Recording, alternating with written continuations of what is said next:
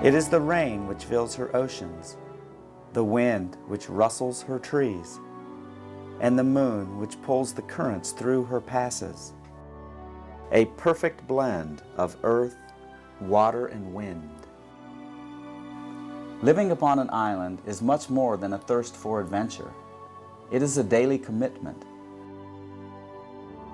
a symbiotic relationship. If we tend to her properly, she promises to give us back to ourselves. I said, this is Florida. This is what it's supposed to look like. In my mind, this is what I imagined.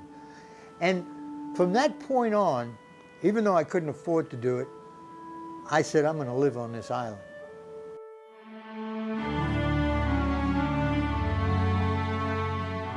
When I was in school, I always knew there was something better than New York City. You'd open up these books, and here was this school with grassy lawns and fields and trees, you know.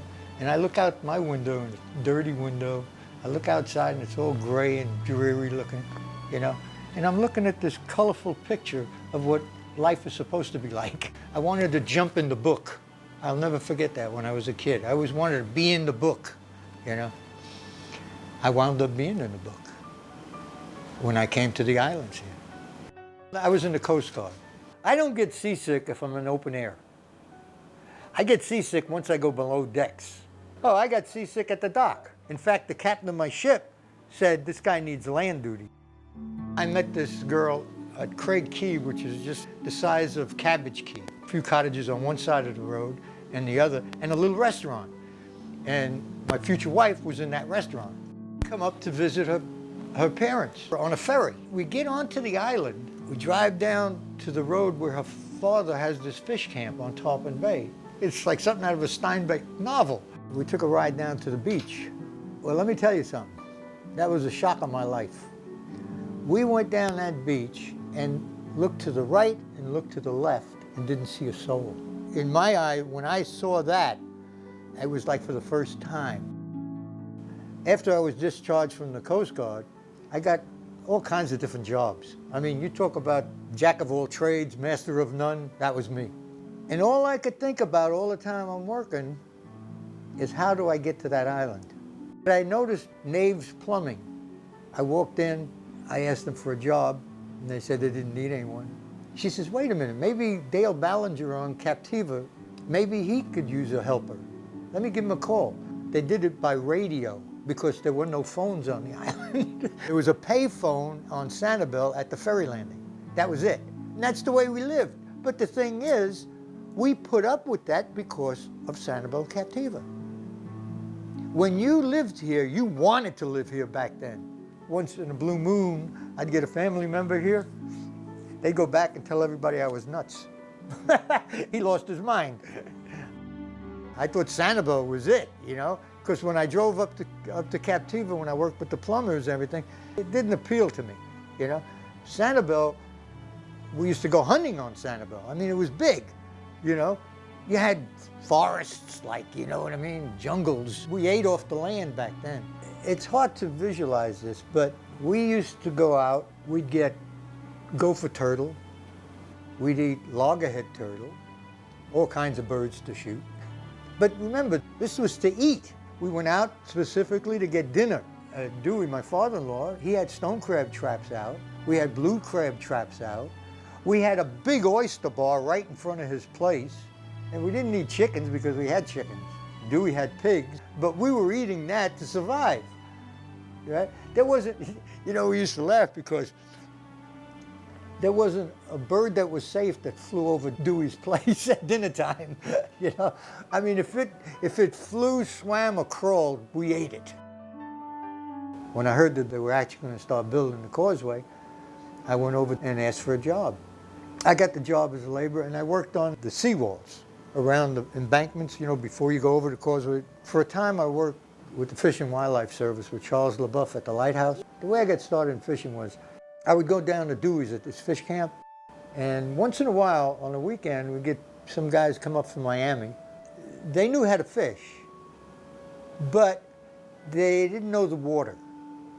So they asked me if I would take them out where they might catch fish, because most of these guys were catching trout, and trout were the easiest damn fish to get. When we got back, they would give me a tip.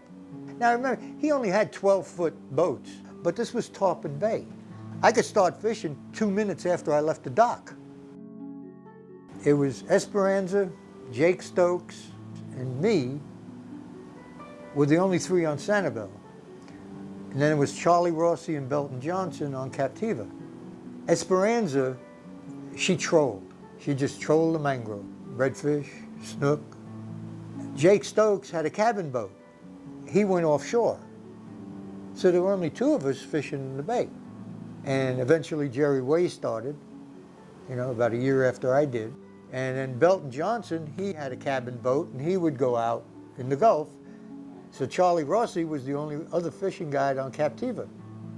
Well, I had gotten to know Timmy from Timmy's Nook. So I got to talking to him one day. Sure, you can pick up people here, So I worked out at Timmy's Nook. I was at the Castaways too. Dean Mitchell had the Castaways restaurant, which is the Mad Hatter now. There was a waterway that went under the bridge, and there was land on this side with high Australian pines where you had to look in between the pine trees to see the Gulf. Blind Pass meandered all the way down to what is now Bowman's Beach. That's where it led out into the Gulf.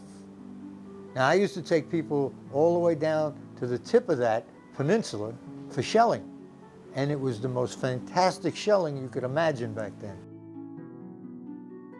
The ferry landing was incredible at night around a full moon.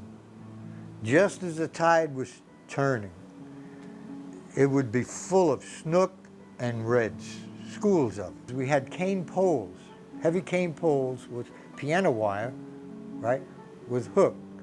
You'd squeeze the bob, because what you were doing was, I don't know if you ever saw the old pictures of tuna fishermen. They'd come in and they'd put it over their shoulder and then flip it back out. Well, that's what it was like. That's exactly what it was like. Sometimes you'd get 3 redfish on one piece of pinfish. The minute it hit the water, they grab it. We had so many redfish in that boat one night that I thought we were going to sink. We had about that much gunnel. If there'd have been any wave action, we wouldn't have made it home. I worked at Andy's. Andy and I, we got along great, because I was right next door to him. He was a great guy. Andy was really good, but he had his way about him too. Now, you're not going to believe this, but this is the way it was. Right about here, there was water.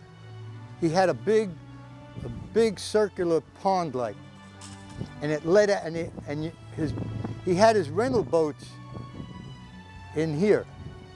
See, the ice house was right here. The building was right here. The gas pump was right on that side, and the dock configuration, except for this dog leg, it's exactly the same. My boat was tied up like these boats are, this way, with a piling. The building was straight ahead, and you walked into the main entrance on this side. His bait was right, he had it on pulleys, and he sold the shrimp right over here before you went into the restaurant. This was the main entrance right here. This was Andy's cottage. If you can visualize this, when you walked in the house, there was a bedroom here, and then another bedroom, a big living area. Kitchen was to our left. And these are fish ID cards with the tape measure on them. The other one is the shelling ID card. Shows you the different shells you can find on Sanibel and Captiva. I'm an entrepreneur now. All blending, I don't know what day it is. To give you an idea of the complete change of life, it's a funny thing. When I was guiding, whenever I got out on the water, I always thanked whoever it was that gave me this opportunity, for the life. Because it was like, it's like the name of my book, Every Day is Saturday, right? People wait for weekends to be able to do what I do every day for years, right? I mean, I'm doing something that people dream about.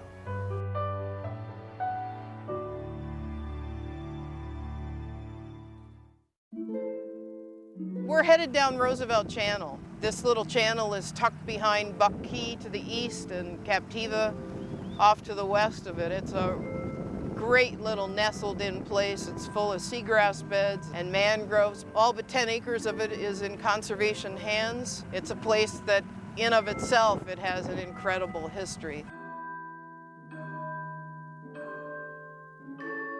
There's a family by the name of Futch that farmed the south end of it. He married a Cherokee bride, and so it's said that Teddy Roosevelt actually arrived here on a barge. Now, people say that he came down here to hunt manta rays because they were looking for alternatives to cow's leather.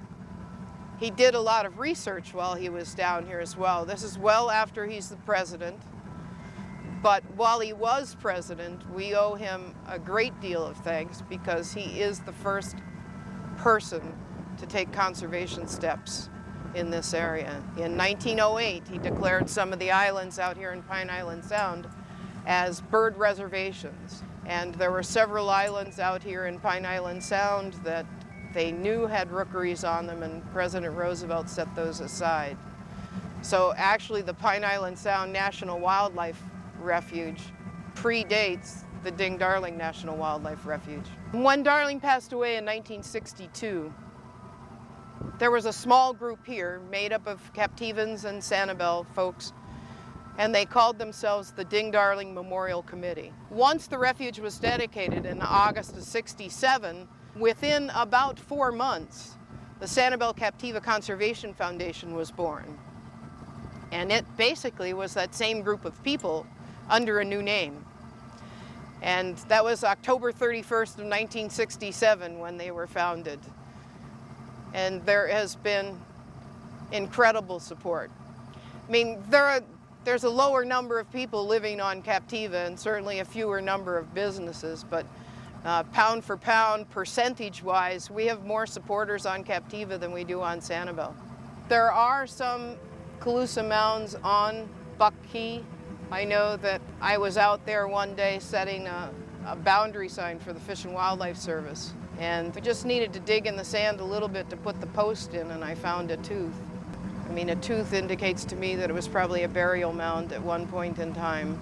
But I mean, think about how rich the natural resources here and having civilizations lasting thousands of years just on the bounty of Pine Island Sound, and having such an easy life in some ways, although I take the exception to mosquitoes and no-see-ums, but enough time, enough free time to develop their art and their music and their dance far beyond any other Native American culture we know of.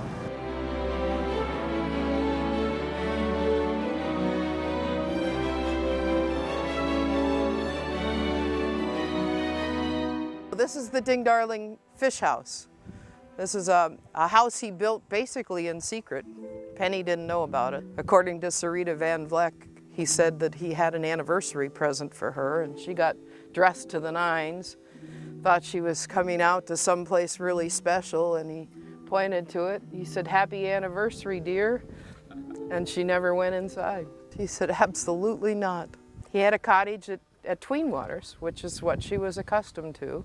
So they never stayed there. He used it as a studio, but that did not become their winter home. When I started here 17 years ago for Bob, I was just trying to get everything back to original. He was working so much on the art, they didn't have a lot of time to work on the buildings and the property itself, so I kind of took that on. I think this was done in the 70s, and this shows all Bob's property. And the first parcel we bought was this one over here. Was the old beach house, and then this section here was his first studio. And then Jungle Road here, he drove a Volkswagen. He had this and that, 2 Volkswagens, and he drove one through there, and wherever it fit through the trees, they would flag it, and that's what became Jungle Road. Maybelle Stamper's old cottage. That was an old Sears cottage that came over on a barge. She used to tell stories about walking down the beach in the 30s and 40s naked with her cats because there was nobody out here. We're at the Ding Darling house, which is on the water. This house was built in 1942. Ding built it for his wife for their anniversary, I believe. That's the Bay House, and he had this portion here, this 5 acres was Ding's back in the day. The way he designed it was all the walls were built double thick. So all the walls and all the rooms have storage in them. And this one here is where his drawing table, where he'd actually probably did some sketching and writing, but just everything was, old cracker, the way it should be.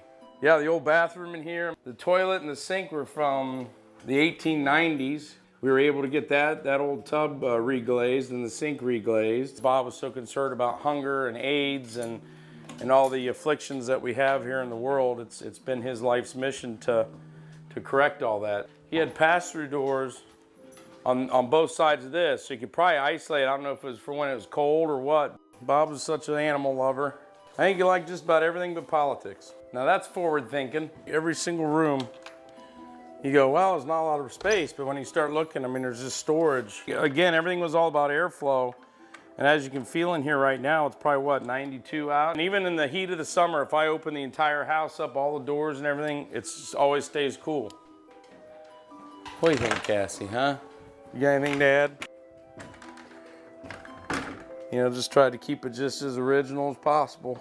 That's how Bob always wanted it. Everyone who's owned it, there's been a sense of custodialship.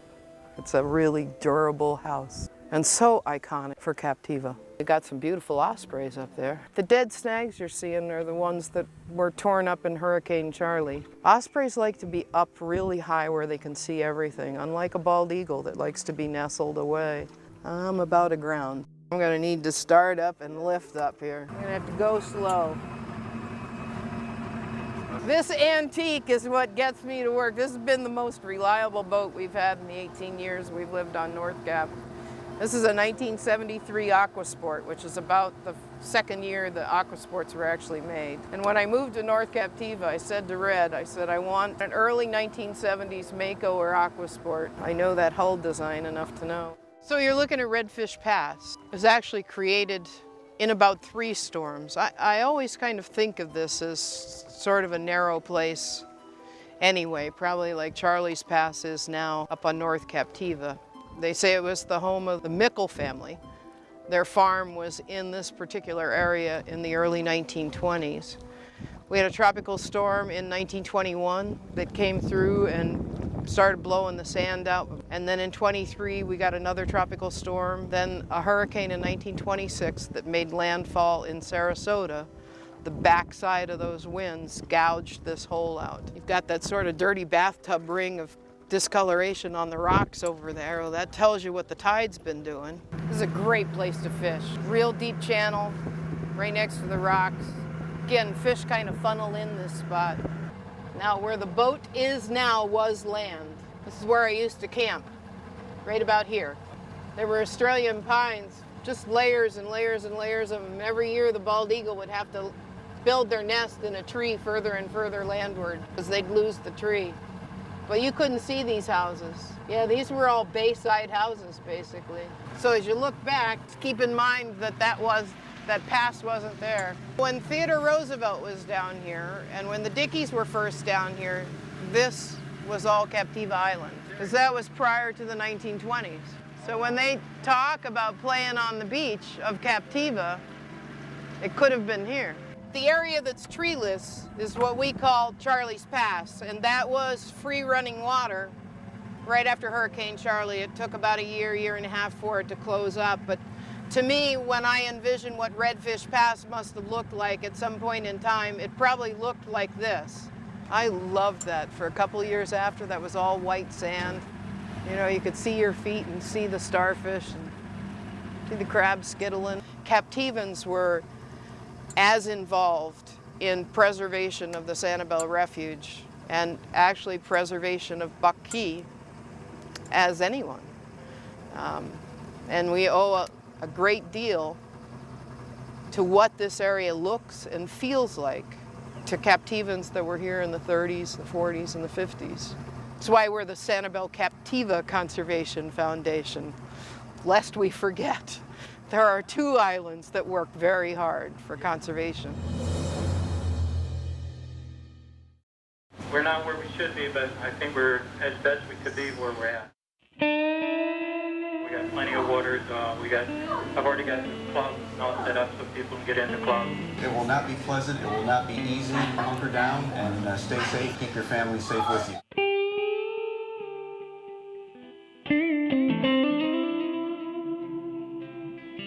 South Seas had a little pull to get us out here to be able to work. Nobody else could be out here. First roadblock we hit was coming to the Sandwell Causeway. Sandwell police were there and they're like, y'all can't come out here. Lieutenant Papalardo, he said, listen, they have got to get up to South Seas. Otherwise, we were getting turned away. The National Guard was everywhere.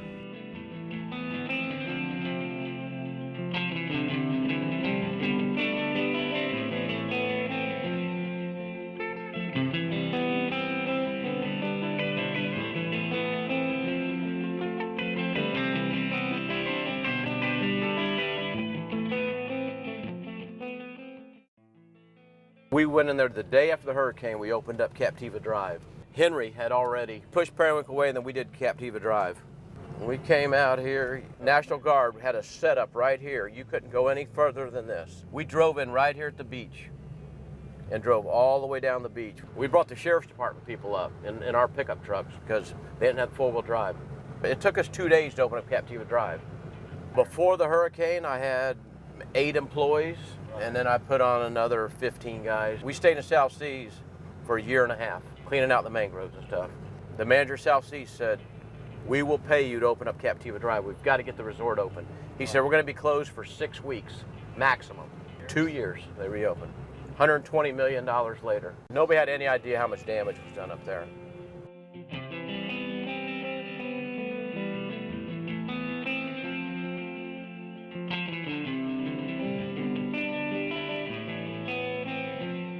Once you came around this corner, it was solid Australian pines. You had to actually dig down to see where the road was. You couldn't tell where you were, you know.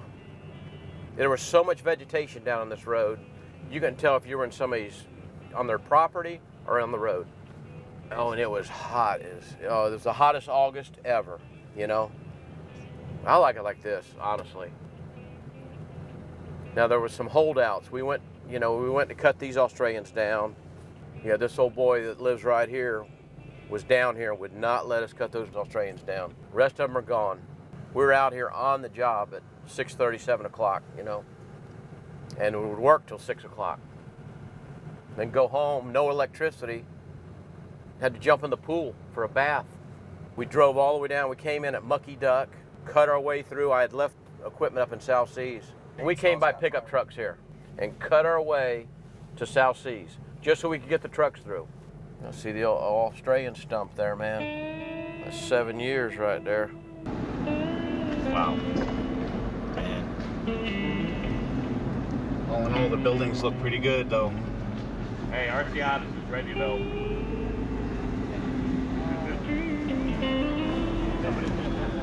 Somebody's roof is gone.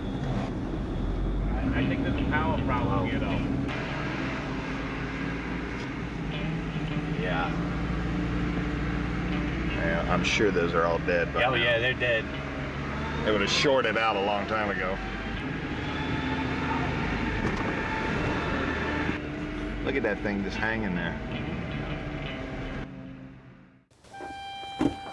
This is what the golf course looked like after Hurricane Charlie. That was just before we ground it the first time. You know, it took a while to get the grinder out here with the barge. You had a guy get the permits so you could bring the barge in. Down to that mower was all debris. We're looking right here. There was no green there or anything. These are all black mangrove here. You can break these things off and taste the salt in them. You know, white and black. Now those are all black, those tall ones. See all the bark got stripped off of it? They just twisted. See where this thing cracked? That's what, you know, the hurricane wind just twisted the insides of them. Now the guy that we brought in, it's called Phillips and Jordan, that we brought in that had the grinder. He had a helicopter. He flew down here. He flew me over the place, and you could see right in the floors of like the beach villa condos, and the roof. Some of the roofs peeled right off. You know, you can see the furniture just sitting in there. Hardest hit is the red mangroves. you know, that have the spider roots on them. When they snap off, they don't resprout. Now the blacks and whites will resprout. About 90% of the coconuts died that were out there. They might have made it through the hurricane for 6 months or so. This is Dickey Brothers Tree Service working right here. That's Charlie Dumas, keeping the resort nice, you know. Hardest working man you'll ever see. See how nasty the palms are before and this is after. Look at the finished product, man. What'd that take him, 3 minutes? Right there, 60 feet. Now this was all my grandparents' property was right along here. This is all John R. Dickey subdivision. My great-grandfather was here, and then my dad's father grew up out here, and then my dad lived out here until they moved away before the causeway was built. Moved into town. But my dad and his dad drove the mail boat. Great-grandfather was best friends with Teddy Roosevelt and Ding Darling. You know, now I've got a letter that Ding Darling had sent to my great-grandfather about buying the land up here. Dickey Lane is named after my family. I'm sure you've seen that 1,000 times. Old Nellie rolls on. We just call it that because it's old. I've been down every driveway on this side. I can tell you where every name of every person lives out here. We do cover a little ground out here, you know, for a mom and pop's operation. We're home sweet home, brother.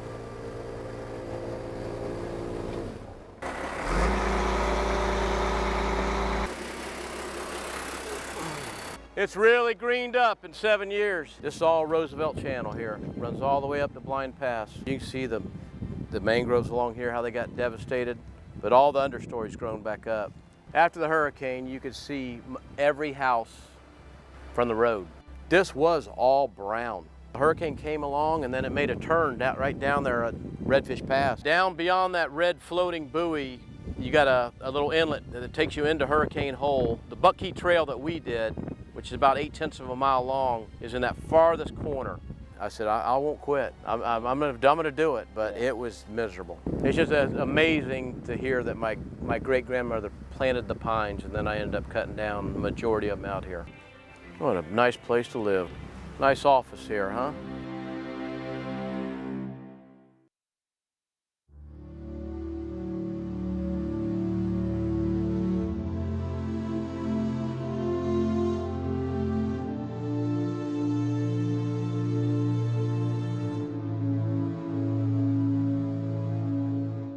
My father was very ill, and he was sent south for the sun. And my mother was 5 months pregnant with me. So they got to Captiva in May, and the big old hotel on the bay was closed. So someone took them to a Mrs. Bishop's cottage.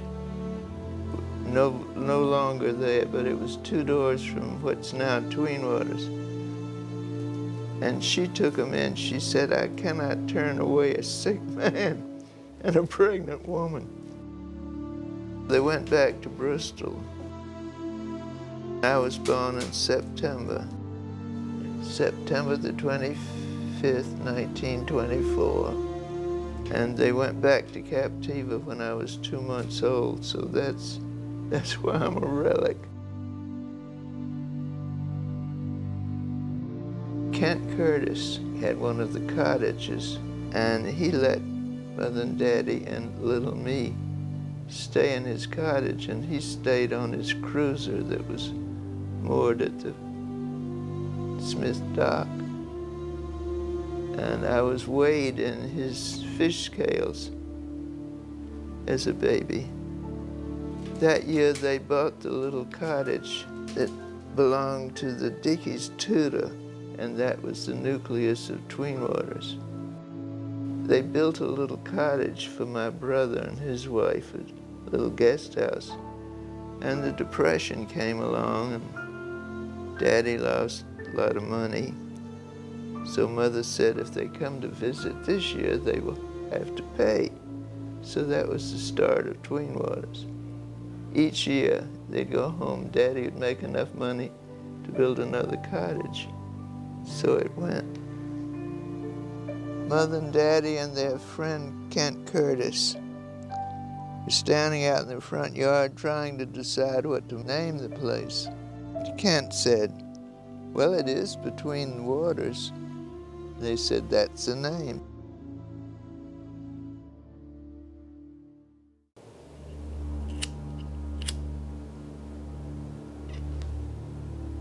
Well, Mother loved it. Daddy hated having people in his home.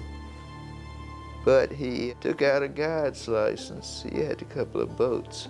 So he took the guests out fishing. Mother, she kind of catered a little bit. She would have tea parties for the ladies on the island. It just kind of evolved. My father died in '37. And every day, Mr. Darling drew a cartoon and sent it in to Daddy. He was very ill. He signed the guest book every spring with a cartoon. Mother always used green ink in her fountain pen. There's another one. The year the mosquitoes were so bad. Well, I remember one night we had 4 Nobel Peace Prize winners there. One of the men who discovered DNA, Watson, he was there with a friend. We had Marianne Moore, the poet, who was a sweet thing. Of course, everyone talks about the Darlings. They were just wonderful, wonderful friends. Anne Lindbergh didn't stay at Twain Waters, but she used to have dinner there every night. Had the bluest eyes you ever saw. Me was my first tarpon. Weighed about 75 pounds, and I was so proud. And so from then on, I loved tarpon fishing. Well, by that time, Daddy was still alive, so we'd go out in the Sonoma, and he'd take the guests, and I'd go along. Running at night was wonderful. We'd go up to the pass, and I'd get sleepy as I do now. Go down below, crawl in a bunk, and go to sleep with the waves slapping against the boat. Oh God, it was heaven. I love Daddy's boats.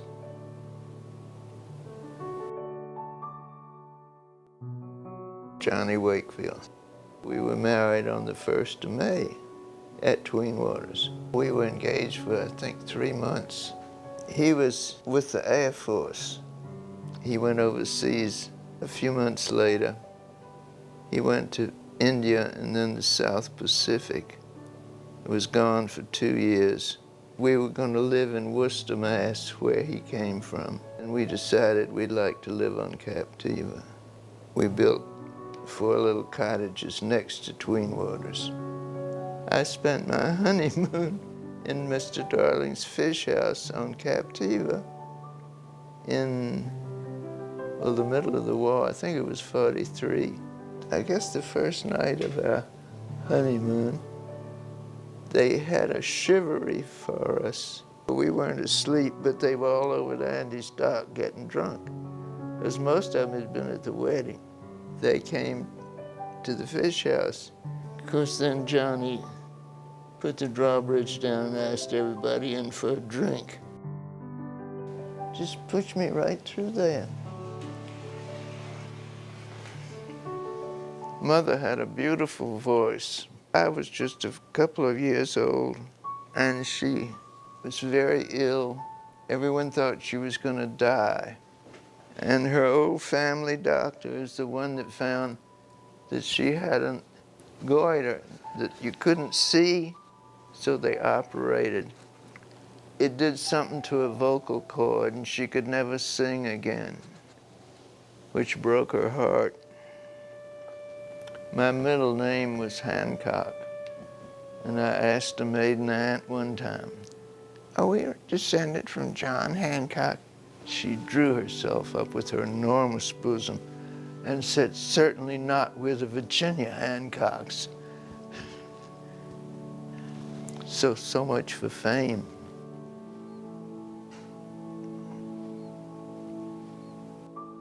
Marie Dickey Coleman and I spent a good deal of time looking for the grave in the backyard of an old lady's house, because we were convinced she had murdered her husband and buried him back there. Oh, we dug all over that island. Marie Dickey Coleman, we were in diapers together, practically. We were the two bad little kids on the island.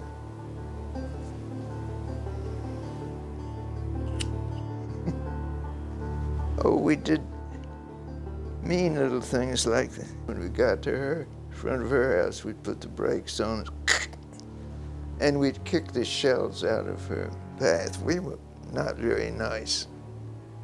And when Johnny was overseas, I was walking down the path one night, and I passed her house, and I could see her reading by her lamplight in the living room. And for some reason, I knocked on the door and went in to visit her. Don't ask me why, just impulse. And we sat there and had the nicest chat. She was a lovely old lady. She just didn't like us, and we didn't like her. What struck me to go in and see that woman whom I'd hated all my life, I do not know. So we were friends after that. Some impulses are good.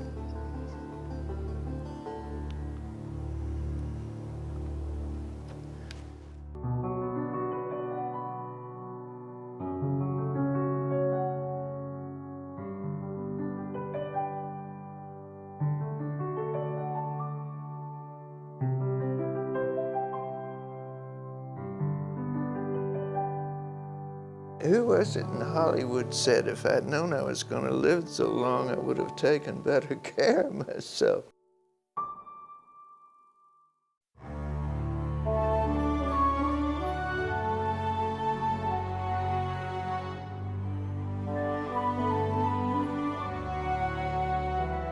All things move in cycles. Everything. Islands understand this. All that is moves to this rhythm. With all intention and purpose, they are separate to nothing. Islands seem to know when it is time to hold on and time to let go. An island spends no time caring what others think of it, and truly live as though every day is Saturday.